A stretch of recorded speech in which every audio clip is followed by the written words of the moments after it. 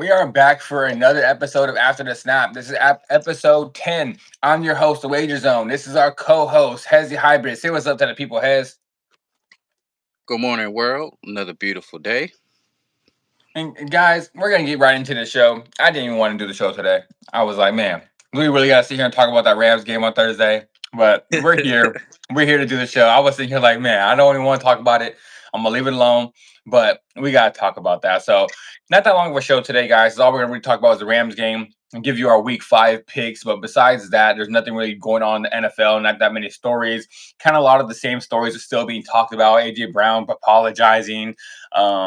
Different things like that, like the same exact stories. Tyreek Hill's injury. We've already kind of went over all of that, so there's no reason for us to talk about it again. If you guys want to hear us talk about those topics, go watch episode 9. Go watch episode 8. Previous topics. We go through all of that again. So let's get right into our first topic of the day.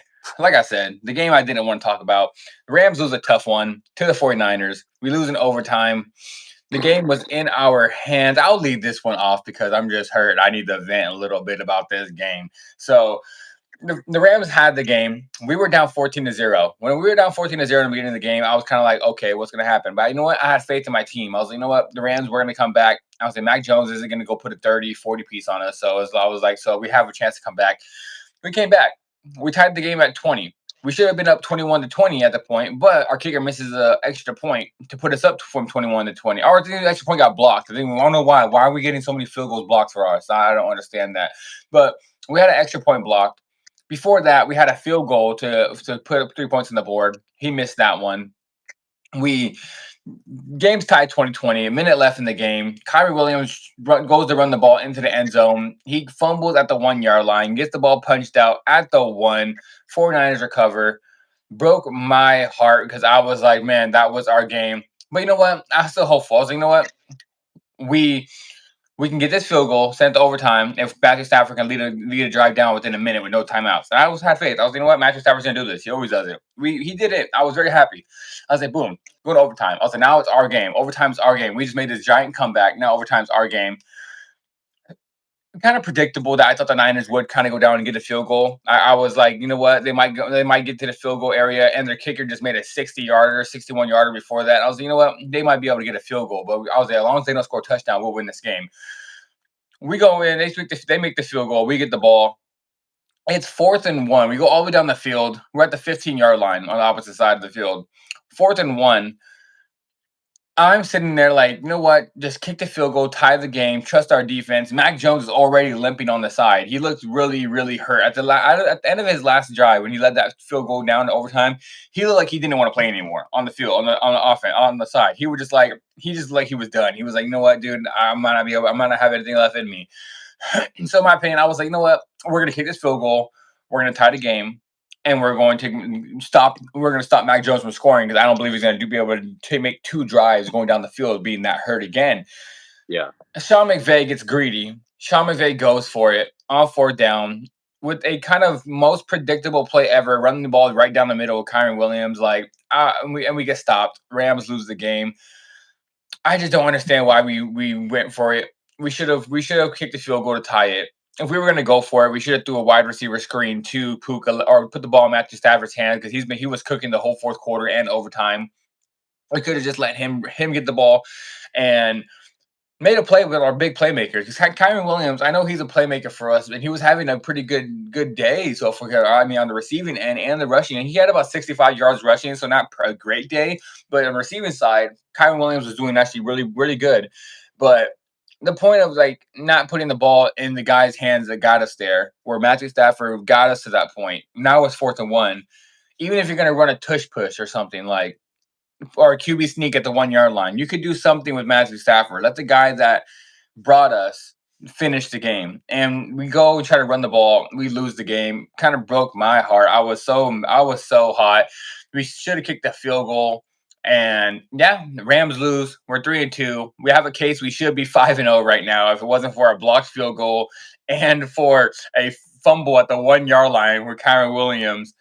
We should be 5-0, and I should be on here. I said in my last episode, guys, I was like, I'm gonna come on here in the next episode after we beat the Niners, and I'm gonna say we're the second best team in the NFL. Now, guys, I don't even know if we'll talk about it after this week, but I don't even know if we're going to be in the top 5 anymore, guys. I'm like, so yeah, I still have faith in my Rams. I had them going to the Super Bowl this year. I didn't have us winning it, but I had us going to the Super Bowl. I have faith in us because we still look good. We're losing these close games, but yeah, we lost the game. Still hurt. Oh, yeah, it breaks my heart too, man. Because uh, I didn't even want to talk about it either, to be honest, because I was that much heartbroken, especially for the hometown team. But yeah, um, I texted you right away as soon as the game was over. I was like, man, it has to be all on McVay because even Kyren fumbling that key fumble towards the end of regulation before they went to OT. I was like, man, obviously they could have just put the stamp on the game right then and there, despite having a pretty rough first half at that. So the comeback was really for nothing when you think about it. But man, what a freaking shot he had took. This dude, like I just said before we started this dude took 2 shots in one play. Like literally got Mike Tyson sucker punched and fumbled the football right there. So I'm like, all right, well, but it wasn't the end of that. But dude, clearly McVay, he just I don't know what was up with that. Like I said before, he should have just if you were thinking about going for it, you should have just went for it right then and there to put the Niners back on their heels. Clearly he was just trying to play these mental mind games with them and being like, okay, we're gonna try to draw them off sides, and then as you see Matthew Stafford, he like walked away and then try to come back and act like it was just like, bro, nobody's falling for that. So then you're gonna call the timeout. Then you don't even tie the game and trust that in your defense to get the ball back because it wasn't like it was a minute and something. It was like, bro, you clearly were just overthinking it. And when you Mhm. knew at your heart that you wanted to get, like you said, get greedy and go for it when it was like totally unnecessary. Like it wasn't the time yet. So um instead of just doing that, he clearly just cost his team in the most way. If you like I didn't they didn't really necessarily play a bad game defensively against them. They held their end of the bargain. So I'm like, man, like what is it? Like why do Yeah, you the want to first half. The first half, our defense was looking suspect. But after we gave up that 14-0 lead, the yeah. whole second half, we gave up like 6 points. Like, Yeah, seriously. So I'm just like, man, like at the most critical point of the time in the game, the fact that they even went to OT, you don't trust your defense like that, especially like Mac Jones being banged up. At one point, I was just like, is it his back? Is it his knee? Is he feeling sick? Like he's over here about to throw up like 10 times. They said I read after the game he ate like 11 bananas or something like that. yeah, I was like, okay, clearly this guy is not in the best shape right now. He's feeling all types of messed up, and he was getting banged up all across the field. it was cramping So bad the whole game. the whole entire game. So I'm just like, all right, this is the point where the Rams just need to just capitalize on this and just win the game, especially for the home crowd because everybody's already making fun of the Rams. They'll be like, oh, look, there's more Niner fans than Rams here at SoFi. So uh yeah, man, I can't help but to put that loss on McVay just for the simple fact that it's like, bro, you didn't really need to go for it like that. You really just could have just tied the game back up. And like I said, just let your defense, get the ball back. And it's Matthew Stafford. He's been doing that pretty much his whole career on top of just that game, let alone. So I had faith in him and, his receivers for the most part, rather if it was Puka or Devontae or even Tutu Atwell stepped up and made some key catches. So I'm like, man, put the ball in the hands of one of your playmakers and especially if you're going to go for the win. But no, you're just, and I understand they're trying to have this little redemption thing of like, oh, give it to Kyron, but it was just like some regular like Pop Warner play, like, oh, just halfback dive. It's like, man, you're not even trying to, you're being very predictable, you're not even trying to Mhm. confuse them or nothing. So yeah, I would just, man, say that I saw McVay. Yeah, I was so hurt. I forgot even what the first question was. I didn't even ask the first question. I just came on here and started venting about the game. So the question I was supposed to be asking, where Hez even got into it because he knew what the question was supposed to be. But like, who's this lost more on? McVay? I see a lot of people blaming Kyron. Honestly, I see a lot of people online blaming him, saying, "Well, he fumbled the ball. He couldn't get 1 yard." But like you said, he got sucker punched. That dude got hit right. That bro got punched twice. The ball got punched, then he got punched. So I I'm not gonna mean, lie, I would have fumbled the football, like, damn. bro, like that bro got hit. He literally got punched. himself, and then the ball got punched. So he probably got rocked from the punch. Or I said, dude got hit by the punch. Like, oh shit! And then the ball gets hit out. So man, but that was kind of wild. But the whole loss is on McVay. The whole loss is on McVay. First of all, like just kick the field goal. Just kick the field goal. Trust your defense. This defense has been putting up, being great for us all year. We've been. People are saying like the numbers don't show it, but we have kind of like a top five, top six defense in the league. Easily. You can't say that Mac Jones hurt is going to lead two drives down the field. I feel like McVay was just scared, thinking that Mac is having a good game, so maybe he's going to come out and score if we go here. Even if he does score, that's when you trust Matthew Stafford as well. You don't believe in your quarterback that if they come down to score, he can't score right back at them. I don't know. Right. Like I had a thing in my head where I was like, where not a conspiracy theory. Like, don't get me wrong. I'm not saying the game's rigged or anything like that. I don't think the game's rigged. I'm not like that. That's not what I'm saying. What I'm saying is like I don't know if all the reporters and stuff got into McVay's head about like Dallas Cowboys and the Packers 40-40 tie, and they went back and forth tie. And McVay, I don't know if he was sitting there kind of like in his head, well, we don't want to tie this game. We want to win it. We're not going to have no ties. We're not going to. Ties are not the way to go. And because I heard a lot of people talking about the tie game. People don't like it. So I don't know if McVay had someone in his ear or just in his own head, just listening to things like, you know what, we don't want a tie game. Let's just go for the win, either win or lose right now. But yeah, it's all on McVay. First of all, like kick the field goal, tie the game, trust your defense. Matthew Stafford will come down and score. Like if we get a stop, Matthew Stafford will lead a drive to get a field goal. That's what he's going to do. He's one of the clutchest Yeah. quarterbacks in the league. In the fourth quarter, that's when he eats. In the overtime, that's when he eats. So McVay should have just trusted Matthew Stafford. I don't know what was going on in McVay's head. He got greedy. Maybe he wanted to prove a point, like, oh, I'm a better play caller. I can outsmart Shanahan. I don't understand that. I really don't understand it. Like he went out there and cost us the game. So it's all on McVay. I was like, that game is all on McVay. We should be 4-1 right now. We should be actually 5-0 if the block-to-block field goal, two back-to-back field goals get blocked against the Eagles. We should be 5-0. But that game was just a heartbreaker. So now the Niners lead the division at 4-1. Rams are third in the division now at 3-2. See, so we and coming off a great win against the Colts last weekend, coming off a great win against the Colts, now we go out there and lose to the Niners on Thursday Night Football with a backup quarterback. No George Kittle, no Jawan Jennings, no Nick Bosa.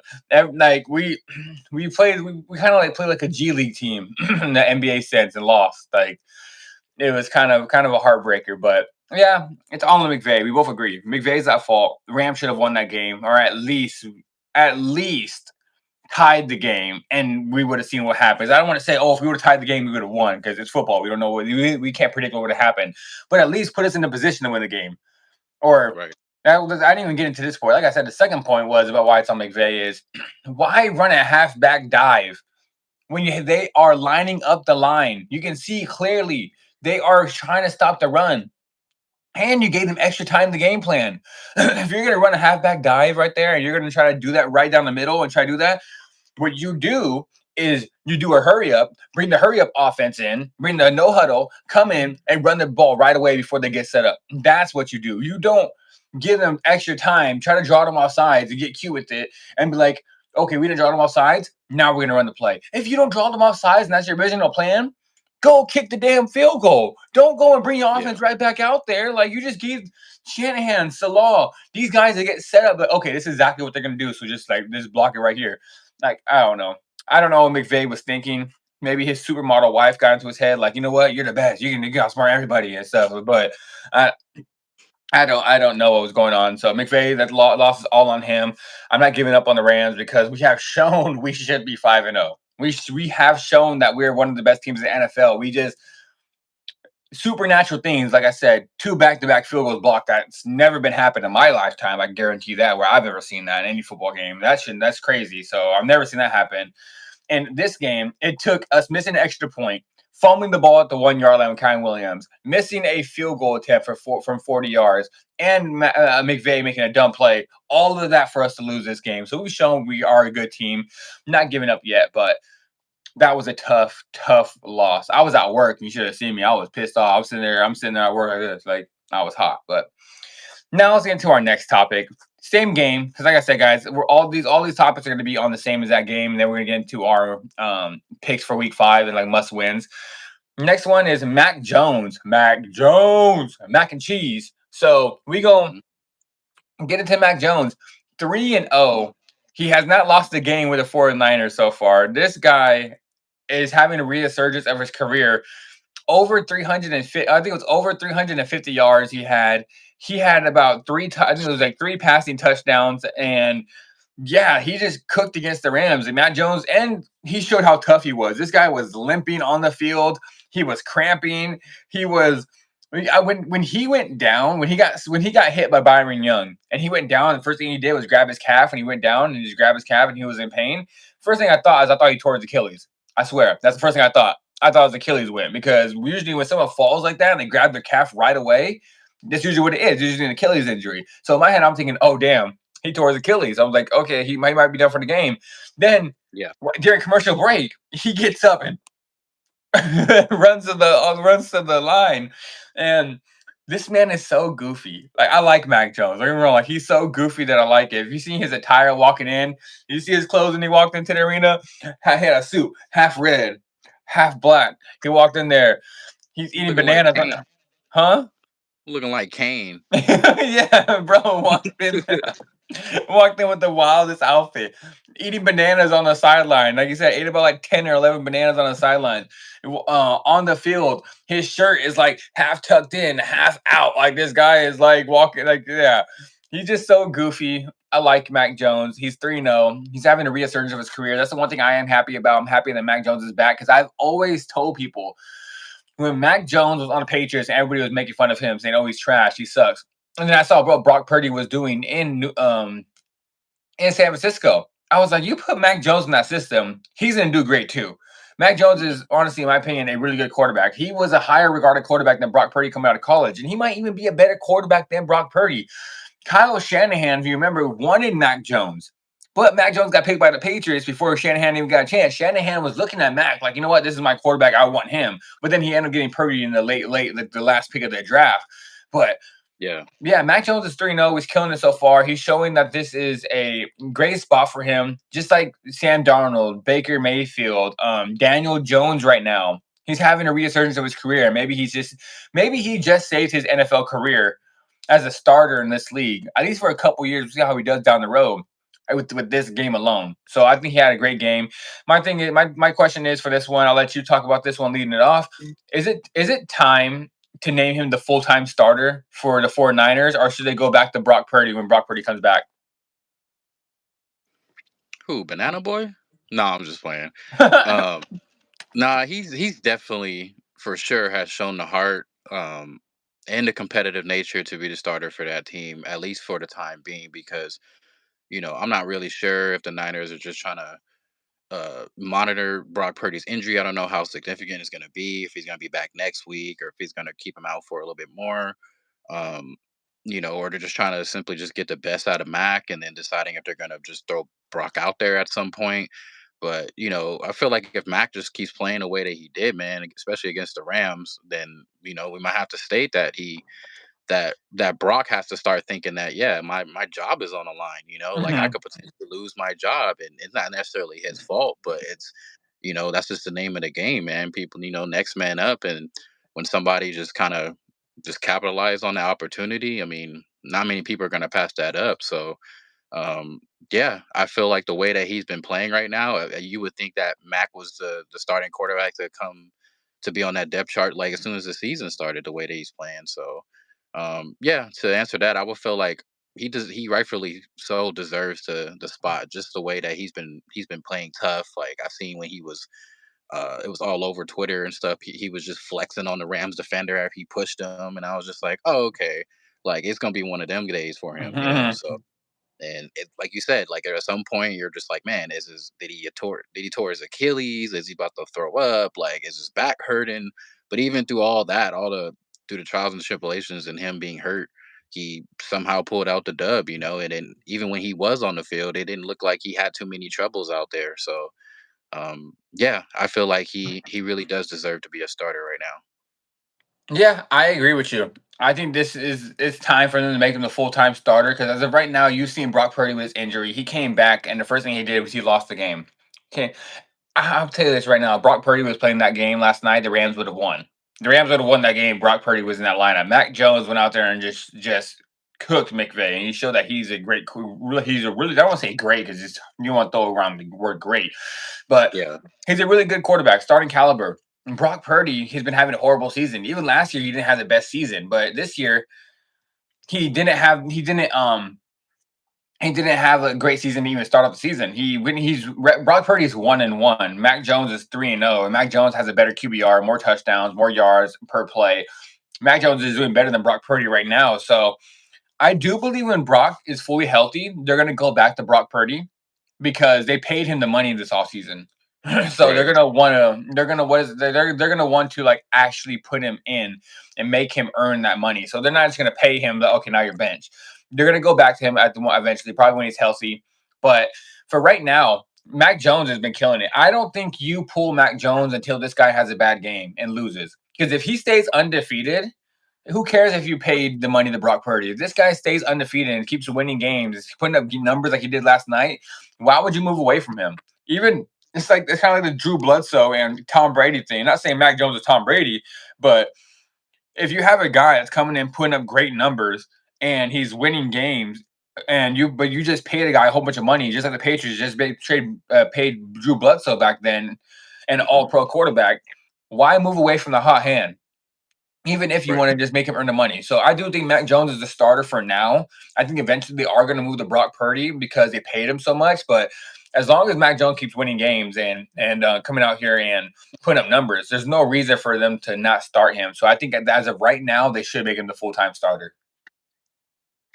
Yeah, you put it in a perfect perspective because if they say if it's not broke, don't fix it. So Hmm. if he's continuing to play like that, then there's no reason to absolutely just pull him out right now or via rush Brock to kind of come back. But you're right, they paid him all that money, so at some point they expect him to kind of be healthy and being like, okay, this is why we paid you. So, but they seem like they have a good thing going on, but at least between the two quarterbacks. So, it doesn't seem like I said, it doesn't seem so severe for Brock. So it's not like he's not going to come back. But all anybody can hope, especially Niner fans, is that he just continues to show up. Of when he does get that leading role back. Yeah, yeah. Like I said, like they're eventually going to give him a chance, but right now, it's Mac Jones' team, especially with how he competed last night. He showed his whole entire team that he's a dog. That I'm tough. I'm gonna tell you right now, if Brock Purdy was cramping, he got hit that many times. Brock Purdy ain't coming back in that game. Brock Purdy is Mm. not coming back in that game. He's not gonna play through all that. Mac Jones is tough. Even at Alabama, this kid was tough. Like he would take hits, and when he was playing at Alabama, he was getting hurt over there, and he walked right back on the field. That's why Nick Saban told Belichick, like, "Hey, this guy's a good quarterback. Like he is tough. He listens. He's a what is it called? He's like a teacher's pet. Like he's a whiz. He'll sit down and make sure he gets everything right." So yeah, I like Mac Jones. And I think he's found a good spot for him with Cal Shanahan and the 49ers because they like him. Shanahan's always liked him since he was in college. Shanahan originally wanted to pick him up. So it seems like he's at where he should have been all along, honestly. So now moving on to like our next topic, we're going to stay on the 49ers, stay with the QB with Brock Purdy, with how Mac Jones is coming out, showing how great he has been playing with this team. Brock Purdy going out there having a good season. Even before Brock Purdy, Jimmy G was going out there and doing great things with them for a bit, and we led him to a Super Bowl. So Yeah. I want to say, with all that consideration, with how Mac is playing now, does this prove that Brock Purdy is just a system quarterback? Like he's not, you put him in any other system, really, he's not going to be shining as much as he did. Or like, do you think it proves that he's more of a product of San Francisco's Kyle Shanahan's offense? I would say yeah, because I mean that he is pretty much in a sense a system quarterback at least with San Fran. Because, in my opinion, I don't know if we would say that he will be playing at the way that he has been in the past and recently. Because put him on any other organization or any other team, he may not Hmm. even be a starter first. It's like he could potentially be a backup anywhere else. But the fact that the cars had just it just so happened that it fell right into his hand, and he pretty much made more of the opportunity that was pretty much right on his lap. So yeah, I would say so. He is a product of that system, and as far as it's really been shown that he's always had core pieces and weapons around him to kind of make his job a little bit easier. So who's to say, like, if they didn't really have any receivers like that or anybody like that that's reliable for him to go to, then it'll be a different story. But for the most part, since he's became the leading role, um, he's always had a go-to or a couple pieces out there, rather if it was a George Kittle or, as we've seen, Bourne has been stepping up to, his ex Mac Jones, old little Patriot teammate. Hmm. So, um, yeah, I would just say he is a product of that Shanahan system. I agree. I do think Brock Purdy is a system quarterback. I don't think even when he got paid, I was thinking he didn't deserve to get paid that much money. People were asking, "Oh, should Shanahan pay him all this money, or should Shanahan try to draft a better quarterback?" I would, even though he would led him to the Super Bowl, I was still like, maybe you should try to get a better quarterback because he's not all that, in my opinion. I don't think he is the best quarterback. I personally just told you, I think that Mac Jones, from a talent perspective, is more talented than Brock Purdy. Coming out of college, he was looked at better than Brock Purdy. Brock Purdy just was only done good when everything was aligned for him. You've seen when Christian McCaffrey went down, when Kittle went Mhm. down, when Brandon Ayuk went down. He was having really bad games. And last night, like I think I just said this too. If Brock Purdy played that game with no George Kittle, no Jawan Jennings, no Brandon Ayuk, I think Brock Purdy struggles. I think the Rams win that game pretty easily, and I think Brock Purdy struggles against the Rams, and I think he would be sitting there like a deer in headlights, getting sacked a lot, and he probably would have ended up hurt. Honestly, he probably would have ended up hurt with how much he would have been a sitting duck, not really know what to do without his weapon, because you see Brock Purdy, he's kind of a product also of Christian McCaffrey. When Christian McCaffrey's in that lineup, that's Brock Purdy's go-to. Like it's like he's either gonna throw him a screen, he's gonna find him like with 5 yards down the field, or he's just gonna hand the ball off. And without McCaffrey, if McCaffrey wasn't playing, Brock Purdy would have really struggled. But Mac just showed last night, no Mhm. matter if you have those injuries, Mac's gonna go out there and make completions to anybody that's out there on the field. And McCaffrey had a great game as well. He went out there and killed Yeah. it too. But I do believe that proves that this kind of proves that anybody, not anybody, because Trey Lance proved that not anybody can play in that system and do good. But I think if you put a top top 20 quarterback, top 25 quarterback in that system, they're going to go out there and almost have an elite season just because the running schemes are really good. Kyle Shanahan, he's over there talking with his dad. His dad is not the coach, but dang well when he gets off of the field, first person he is calling his dad, and him and his dad are drawing up plays because his dad might be the Yeah. best offensive mind in the history of the NFL. I'm talking about just like run schemes, making plays. Like his dad is insane. So I know Kyle just a chip off the old block and taking notes down because his dad's probably helping him run that offense as well. But yeah, I agree with you. I think this proves that he's a system quarterback because you've seen Jimmy G do it. And after Jimmy G left, what has he done? You've seen Mac Yeah. Jones. Mac Jones was with the Patriots. He wasn't really doing much with the Patriots when he had nothing over there. Now he comes to the Niners and he had no weapons besides McCaffrey out there. And he's had a great game. So Brock Purdy, you take away all of his weapons, he doesn't really do anything. He struggles with a bad game. And like I said, Mac Jones didn't have that many people out there last night besides McCaffrey, and he went out there and had an amazing game. So I think this proves that he is a system quarterback, and I think Mac Jones is a better quarterback too than Brock Purdy. Yeah, most definitely. It's uh, a little bit off topic, but it still has to do with the player that currently plays for the 49ers. But Hmm. I don't know how true it was, but there was like an article that had came back some time ago saying that McCaffrey came out and was saying to a reporter or somebody that was interviewing him, and he was like, he thought originally he was gonna get when they initially made that trade for him to come over from Carolina, that um, he was talking it over with his manager or his agent, saying that he initially thought that the trade was done for him to come to the Rams, Hmm. and the fact that he found out he was going to the Niners. I mean, he was ecstatic because he was like, man, like I'm gonna be playing with up in the Bay. But he was like, he thought it, he thought that for sure that it was gonna be a for sure thing that he was coming to LA.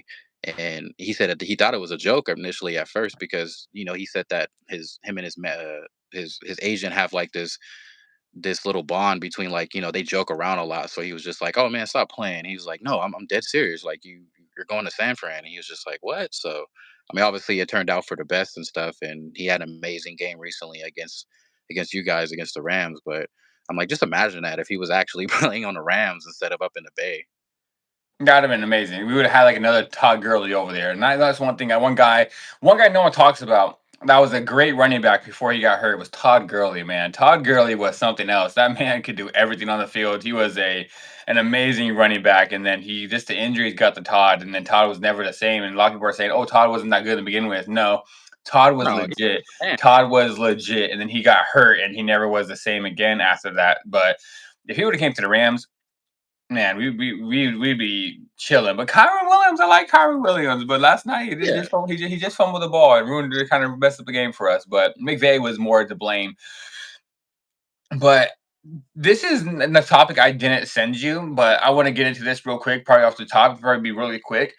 The Niners are 4-1 right now. Do you think that's sustainable? Do you think the Niners can still be winning these games, especially with all the injuries they have? Do you think it's sustainable for them to keep come out here winning games?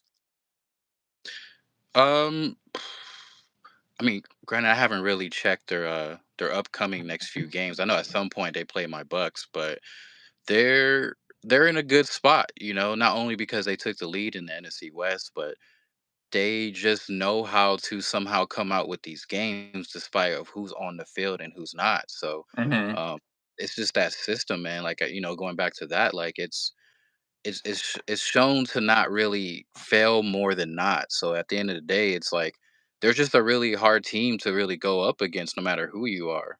So I feel like from this point on, like a lot of teams gonna have to really get their A game going on because as we've seen, especially now, because everybody's thinking like, well, Brock Purdy's out, so they should be a little bit more beatable. But hey, you got Banana Boat out there, or Banana Boy, just ripping everybody apart. And if not that, then the defense make a plays like just at the right time. So um, it's they're not a sleeper team like that. A lot of teams kind of have to come in each and every week and being like, man, rather we play them on a Thursday night or or Sunday afternoon or even on a Monday. Like the Niners are a really tough team, man. They're great.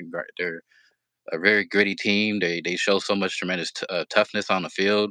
So yeah, I can actually see them just keep going on this roll, and then I think it really comes down to the biggest question is that when Brock Purdy's actually healthy and ready to go, do you finally hop off the Mac train and you let Brock kind of take the reins of this team again, or are you just gonna not let a good thing go? Yeah, honestly, just like one thing I didn't know before the season started is that the Niners had the easiest the easiest schedule in the whole entire league. That's what everybody was talking about. The Niners had the easiest schedule in the league this year, which I was kind of hurt by that. I was like, man, I was like, why do they have such an easy schedule? I wish the Rams got this schedule. Rams would have been great. And the Niners don't have to play Philly. They don't have to play. They don't have to play the Ravens. They don't have to play the Chiefs. They don't have to play. They don't have to play the Bills. Like they have an easy schedule. Man, Like let me go through the Niners schedule real quick. The Niners have for the rest of the year. The hardest team the Niners have played so far is the Jaguars, and they lost that game. That's the hardest game. Like if you look at it, the Giants had Seahawks. They beat the Seahawks. They played the Saints. They beat the Saints. They had the Cardinals. They beat the Cardinals. They played the Jags. They lost to the Jags. They just beat the Rams. Should have lost that game, but man, like I said, I'm hurt. But we lost. We beat the Rams. Now they play your Bucks next week. That's going to be the hardest team they play. But the Bucks have injuries right now. But the Niners have injuries too. So we're not going to blame it all on injuries. They both have injuries. So we'll see how the game goes. They play the Bucks next week in Tampa Bay. But then after that, they got Falcons at home. They go and they play the Texans in Texas. They play the Giants at the Giants' home. Then they play the Rams at home again. Then they play the Cardinals. Then they play the Panthers at home. Then they play the Browns. And then they play the Titans. Then they play the Colts. Then the Bears. And then the Seahawks again. They kind of have oh, a cakewalk schedule for the rest of the year, man. Like they legit have the easiest. Like name out of all these teams they played this season, which ones do you think make the playoffs? Seahawks, Saints, Cardinals, Jags, Rams, Bucks, Falcons, Texans, Giants, Panthers, Browns, Titans, Colts, Bears. Out of all those teams, I think they only have play. They play about three playoff teams. That's the Bucks, the Rams, and the Jags. The Bears is a maybe. The Bears is a maybe playoff team. I'm not counting the Colts as a playoff team because before the season. I'm talking about before the season going in. You didn't think Yeah. the Colts were all that. So before the season, the only 3 teams I think we had really going to the playoffs, Bears was 50-50. Me and you both thought they'll have a better season, but we just depend on how Caleb played. But Mhm. the only teams they play that are playoff teams are Jags, Bucks, and Rams. And they've already got the Jags and the Rams out of the way. And now it's like they have one more playoff team that's next week, and the rest of the week is the rest of the schedule is cakewalk. Like, let's go to the Rams schedule real quick. The Rams for the rest of the year. The one thing I would say right now, the Rams, we've had a tough beginning of our schedule. Yeah. We've had a tough schedule. Like, we played the Niners, we played the Colts, we played the Eagles. The Titans was our easiest game, and then we played the Texans. Texans have a good defense, but they don't have a good offense. So like it was like the offense can't score, but the defense is legit. But the Titans was a cakewalk. But our last 3 games, man, Eagles, Rams, Niners, and then we play the Ravens, and then we play the Jaguars. Like, our beginning of our schedule is crazy. But Yeah. then we look at the Rams next. Then we got the Rams got Ravens, Jaguars, Saints, 49ers again, Seahawks, Bucks, Panthers, Cardinals, Lions, Seahawks, Falcons, Cardinals. Just in that little stint, we already have 4 playoff teams that we're going to be playing against. Why did they give the Niners such an easy schedule this year, like compared to the Rams? Like, They I knew what I, they were doing. I don't know. Like, just in the beginning of the year, Eagles, Colts, Colts. I mean, we refer. So I would say Eagles, Niners, Ravens, Jags, all within the first 6 weeks of the 6 weeks. They wanted the Rams to start off bad. Like, they wanted the Rams to but those are all winnable games for us. Like I said, we should be 5-0. They're all winnable. But the point is like, why do we have such a hard schedule? But yeah, let me answer your question. I do believe my question. I'm gonna answer the question for the show real quick. I do believe it's sustainable for the Niners. Maybe we'll see. Just because their schedule is so damn easy. Like, it Yeah. might be it might be sustainable for them. But the one thing I will say, keep an eye on Christian McCaffrey getting hurt. Because right now, when all your weapons are hurt, and Shanahan's basically saying, you know what? 80% of the plays, we're either going to run it or we're going to throw the ball to Christian McCaffrey. So when you're using McCaffrey that much, he might end up getting hurt because you're kind of using a guy that has injuries a lot, way too much. He might eventually be hurt after that. So I'm going to say that it is sustainable, but keep an eye on that Christian McCaffrey injury because I think at this point they're using him way too much than they actually should right now. To be honest, I'm not even gonna lie about that. So Passing and running. passing and running, they're using him like I said, like 80% of their 80. I want to say 80, but like 70 to 65% of the offense is Christian McCaffrey right now. So Yeah. that might not be sustainable. You're gonna have to move the ball around a little bit more than that. But now we'll get into our next topic, guys. Right before we get into our whole week 5 picks, we're going to get into must-win week. Which teams are on a must-win week to save their season? I'll leave this one off of which ones I think is in a must-win for to save their season this year. Obviously, these 2 teams play each other, so this game is kind of like a double must-win. Like, both teams need the win, but they're playing each other this week. They're both 1-3, and I feel like everybody kind of knows like which these little bitties are. Is the Ravens? Ravens need a win. Ravens are 1-3 right now. They cannot start the season off 1-4, but Lamar might not be playing this week. So I think they're going to be going to who's the backup? I forgot the backup. Cooper. Cooper Rush. They're going to be going with Cooper Rush. And they're playing a team that needs a win as well. And the Texans. The Texans are 1-3 right now. The Texans need the win. They can't score points, so they've been losing games. But this is like a double must-win game. They're playing in Houston. So the Ravens might go 1-4, depends on Cooper Rush can pull it off. But this is a must-win for both of them. So I would say for sure I'm going to go Ravens and Texans. They're playing each other this week, but it's a must-win for both of those teams. And then the other team I say it's a must-win for this week is the Cowboys. The Cowboys, I think it's a must-win for them. They're coming off a great game again in a draw with the Packers in a great game. The Cowboys, if they want to make a playoff push, they're gonna have to beat the Jets. They're playing the Jets this week. They have to win. Like they can't go into the. I know they're playing in New York, but still, it's the Jets. So like they have to come out here and win. The Cowboys lose this game, I think their season's done. They won't be making the playoffs because they have a harder schedule after that. But they need to come in there and they need to beat the Jets. So I would say it's a must win for them as well. Let me look at the rest of the teams. If I say anybody else needs a win for sure. Oh, and last team, Monday Night Football. The Chiefs need a win. The Chiefs it's a must win for the Chiefs because they're playing the Jaguars. Jaguars have a really good defense, and I do believe that's going to be a very good game because they're playing in Jacksonville. But the Chiefs are a team that needs a must win. They're 2-2 right now. The Broncos are 2-2. The Chargers are 3-1. The Chiefs start the season off if the Chiefs start the season off 2-3, and the Broncos are now 3-2, and the Chargers wouldn't see the Broncos play. The Eagles. Oh yeah, Broncos play the Eagles. Oh damn! So the Broncos actually might lose that game. So the Broncos are playing in Philadelphia, so they might actually lose that game. To be honest, we'll see. We'll see when we get to our picks. I will let you know what I think about that game. And then the Chargers play the Commanders, where they had no Jay and Daniel, so I do expect the Chargers to win that game. If the Chiefs lose that game, they're kind of falling. They're going to be 2-3, and then the Chargers are going to be 4-1. So they're not going to be probably win that division. And so those are the four teams I say it's a must win for. It's a must win for the Cowboys against the Jets, and it's a must win for either side. They're playing each other this week, Ravens, Texans, and then it's a must win for the Chiefs.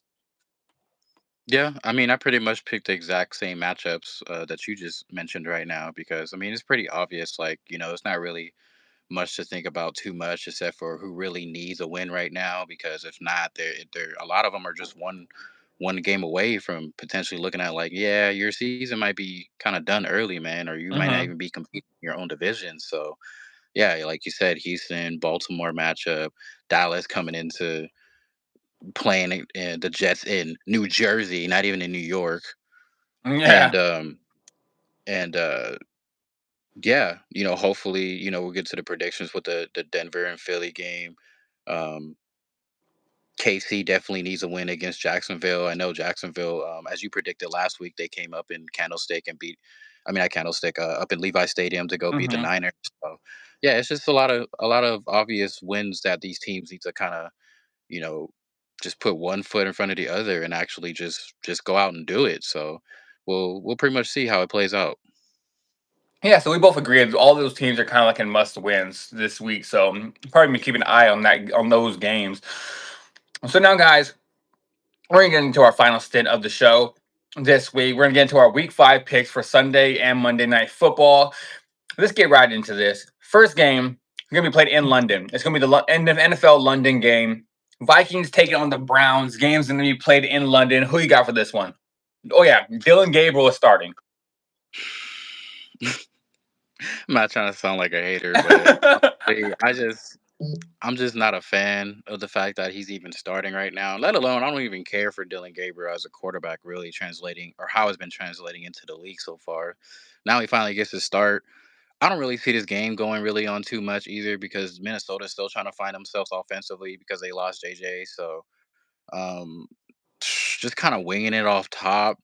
I'm gonna just say 16-10 Minnesota. Yeah, this one is actually a really hard game to pick, and not gonna lie, because we got Carson Wentz against against Dylan Gabriel, and um, to be honest, such a hard game. I'm gonna go Browns just because I think that defense is gonna hold up. I think that defense is gonna have a good game against the Vikings, and I think Dylan Gabriel is gonna struggle. I can see Dylan Gabriel going out there and throwing 1 or 2 picks, but still pulling off the game at the end, just because the Browns defense are gonna hold the Vikings down.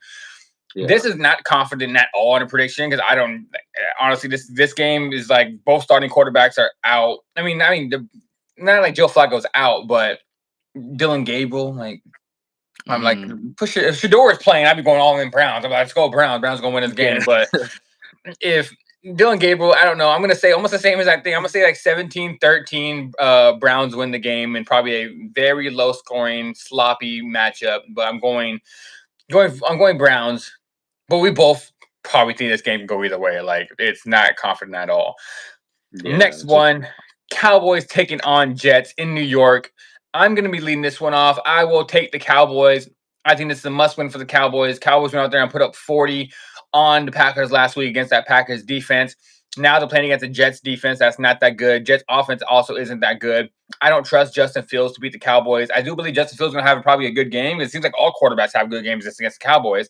But I think the Cowboys are going to score too many points for the Jets to keep up with. I'm going to say the Cowboys win this game. I'm going to say 30-17 Cowboys. mm. Yeah, at first I was thinking, I was like, man, this could potentially, in my opinion, be like a trap game for Dallas, just for the fact Mhm. that, like, you know, they're the way that they're playing so far, and a team that's really starving for a win, for their first win of the season against the Jets.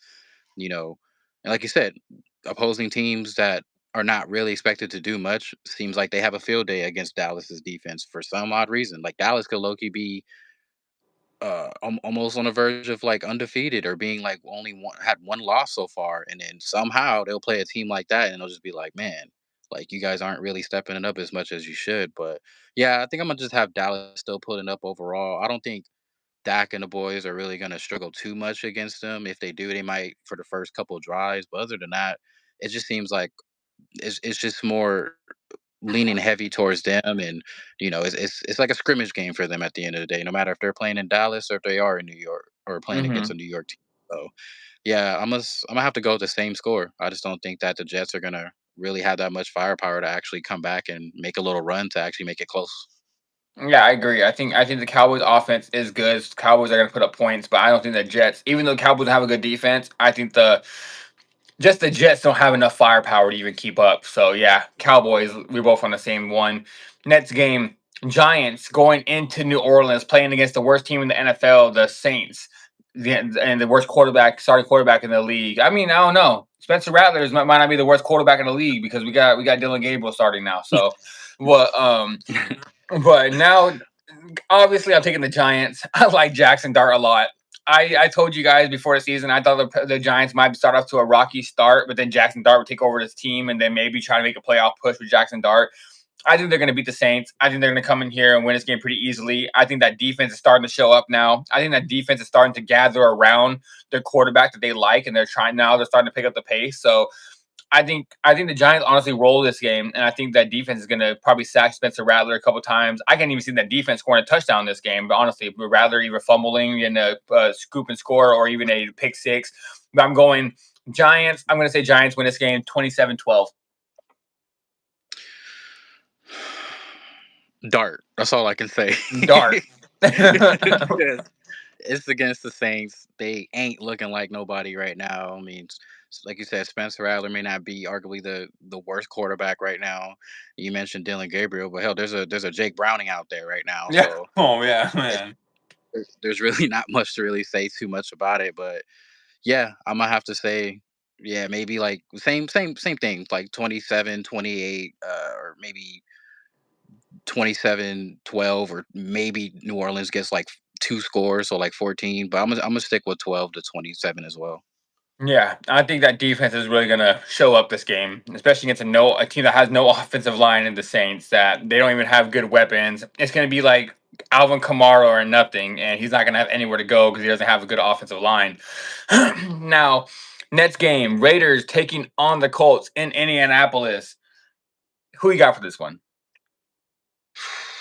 I'm just not really a firm believer that the Raiders can do anything at this point. I mean, like literally, their only highlights of the season so far is Genty kind of bursting out for 30, 40 yards. And even then, it's still not enough for them to gain momentum to even try to like get in the red zone and actually put the ball in the end zone. So, and even Gino's not really necessarily having the best year either. So, um, I would say Indy's going to come out 26-16.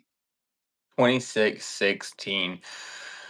This game, honestly, I'm not gonna lie. I think this might be this could be a trap game for a lot of people. I see a lot of people trying to bet on the Colts, putting Colts and parlays this week, and I think this might be a trap game for them. So honestly, I think this game's gonna be very close. I'm gonna say the Raiders win this game. I'm gonna say the Raiders go on the road and win this game behind. I think Aston Gentry being a Michael Myers stance is gonna go out there and have a pretty good game.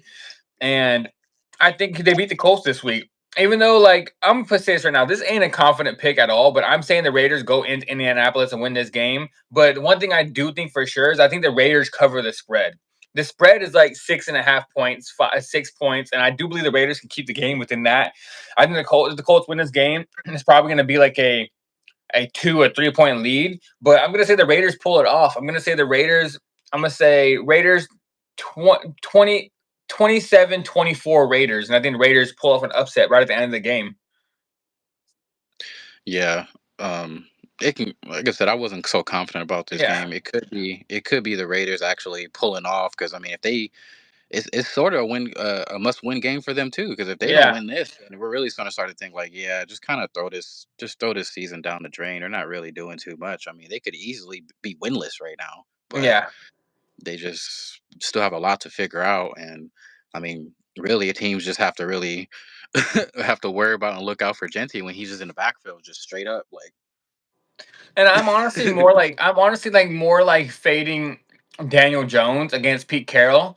I feel like Pete Carroll's gonna have this defense ready for Daniel Jones because I can't believe in Daniel Jones yet. Even though he's having a great season, I can't put a whole bunch of faith in him. Going into the year, I thought Geno was a better quarterback than Daniel Jones, but Geno's having a horrible year, leading the league in interceptions right now. But I'm gonna be taking the Raiders. Like I said, not confident in it, but I think the Raiders pull off an upset. Next game of the week. Dolphins taking on the Panthers in Carolina.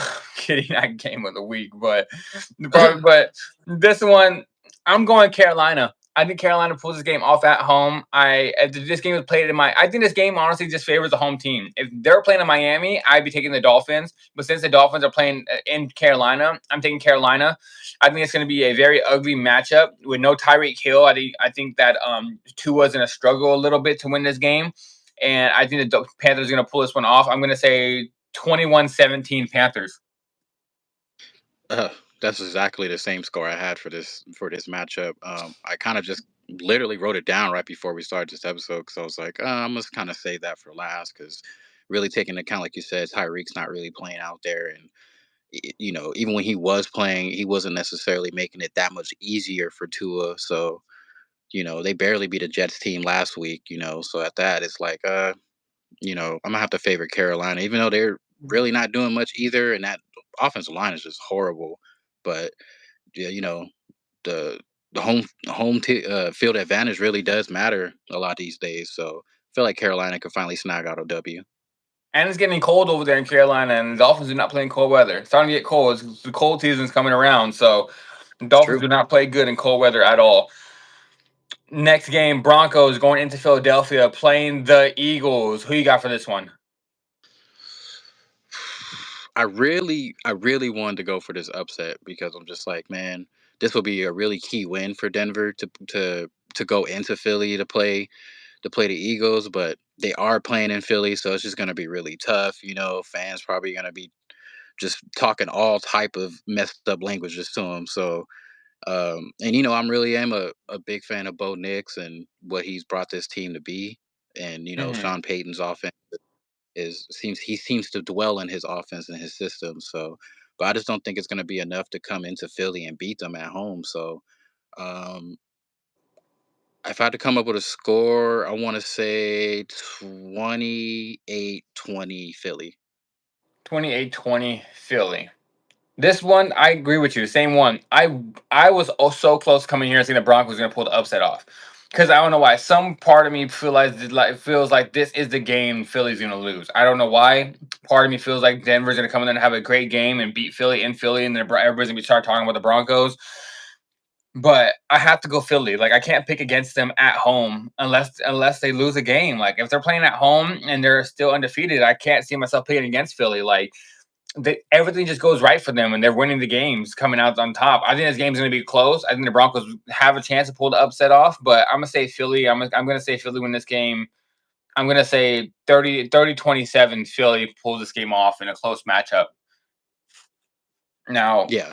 Pretty Next big. game. Must win for both of these games. Me and you both agreed on that. Texans going into Baltimore with Cooper Rush starting at quarterback. Who you got for this one? Yeah, um, it's definitely a must win for both teams. So it could be up in the air. Really comes down to the wire, but I'm hopefully and just kind of winging this one too. But I really hope that CJ Stroud kind of pulls it together and kind of actually just shows the team that he's can help them make a win so far, and not just be like, yeah, you guys are just have to wait till like week 8, week 9 to actually do something. But I haven't really seen some too much reps in between having Cooper Rush, with that offense, especially now being the backup. But I'm gonna just, like I said, wing it and hope that Houston comes out 24-21. 24-21. I have the same exact score, but the opposite side. I have the Ravens winning this game at home. It's a must win for both these teams. The Texans, I just feel like they can't score right now. I know the Ravens defense hasn't been looking that good, but eventually these players, they have some good players on their defense. I just don't know what's going on. But I feel like this is the game. If you guys are gonna have a good defensive game, this is the game to do it against. So the Texans haven't been having a good offense. And one thing about Cooper Rush, he proved the Cowboys last time. He can win games. He can come out there as long as the system's put in play for him. He can win games. He has good offense. He has Derrick Henry. I think Derrick Henry's gonna run the ball really well. I think as long as he doesn't force anything, I think he can come out here and have a decent game and win his game for the Ravens. And the Ravens are at home. I believe they're a better coached team overall. I like Harbaugh as a better coach too. The Texans probably have the better defense and they have the better quarterback, but I just feel like the coach is gonna be a lot in this game. But I'm gonna say the same exact score. I'm going to take the Ravens. They're a slight underdogs, but I'm taking the Ravens to win this game with Cooper Rush. Like you said, I'm going to say the same exact score as you, 24-21.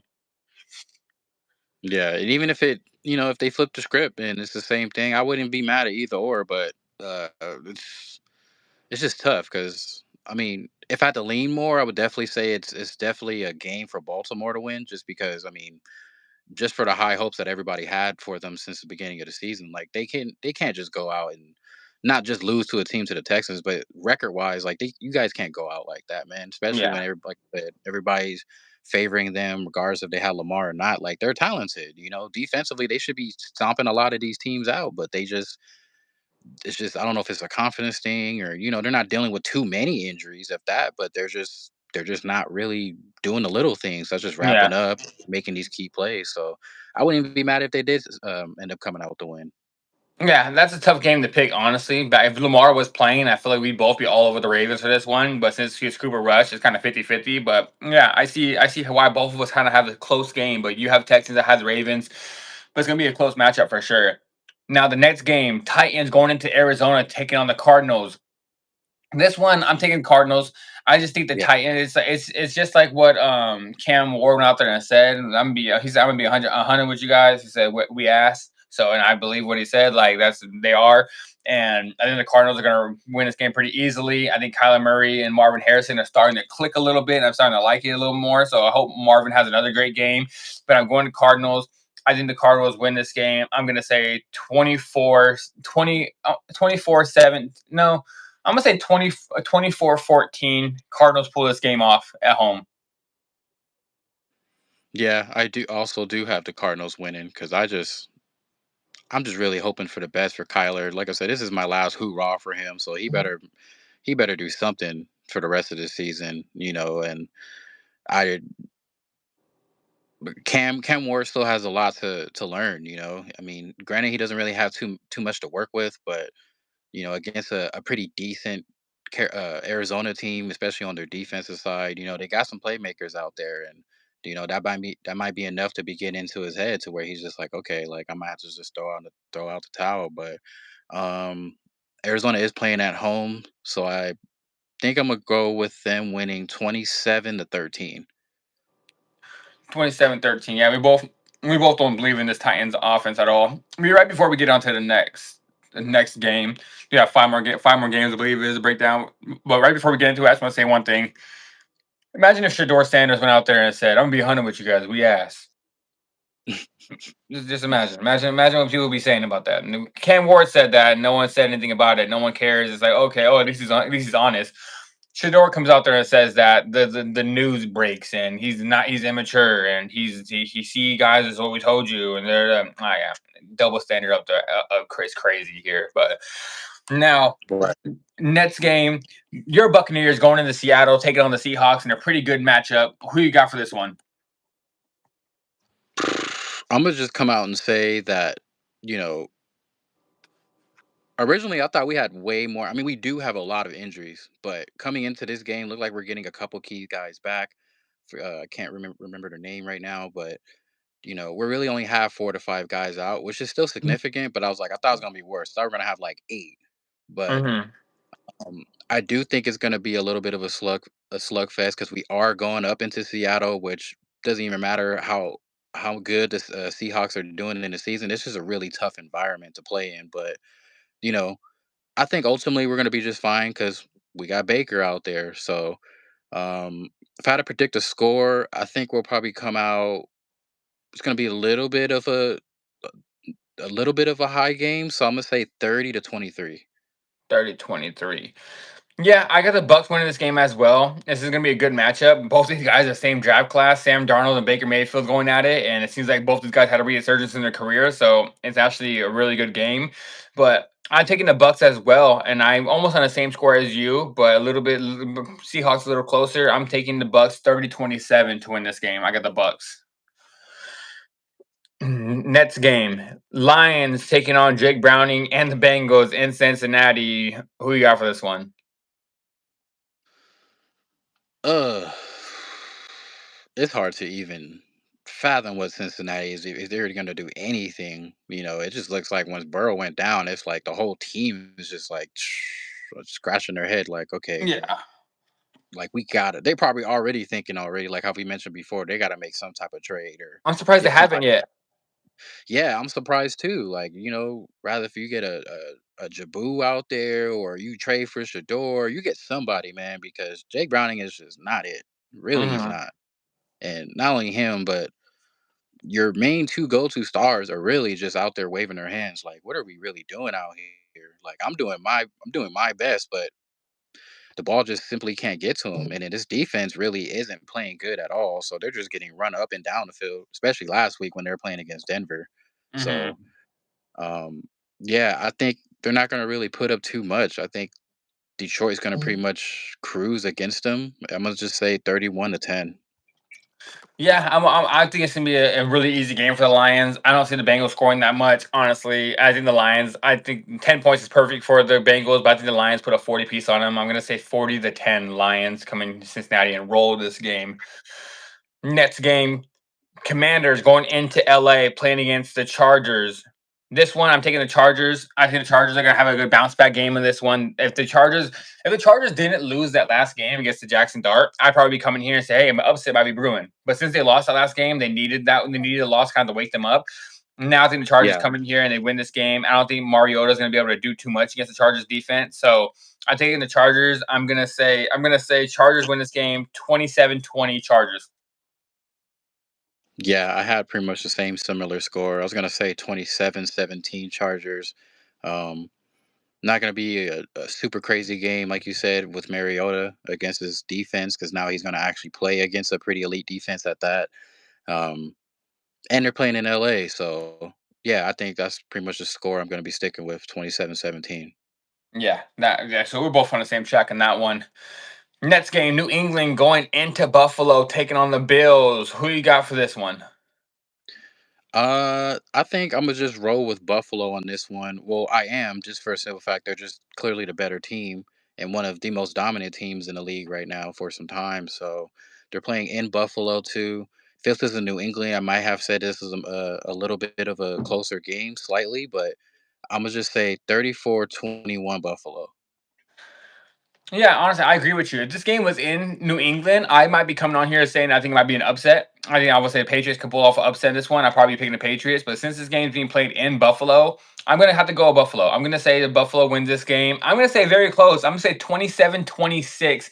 Buffalo win this game in a very close matchup. Drake May has a really good game, but Buffalo just pulls it off because they're just a better team. So close game. I do believe the Patriots probably cover that spread, but I'm taking Buffalo. I think they win this game, like I said, 27-26. And that's for Sunday Night Football. Now Monday Night Football, Chiefs taking on the Jaguars in Jacksonville. Who you got for this one? It's definitely a must win for them. Even though Jacksonville's coming off a roll from, like I said earlier, going into Levi Stadium and beating that 49er team. Um, I just I'm not really so sure, or I'm not sold on Trevor Lawrence actually, even though they are at home, to kind of overthrow the Chiefs, even though they've been having their early struggles.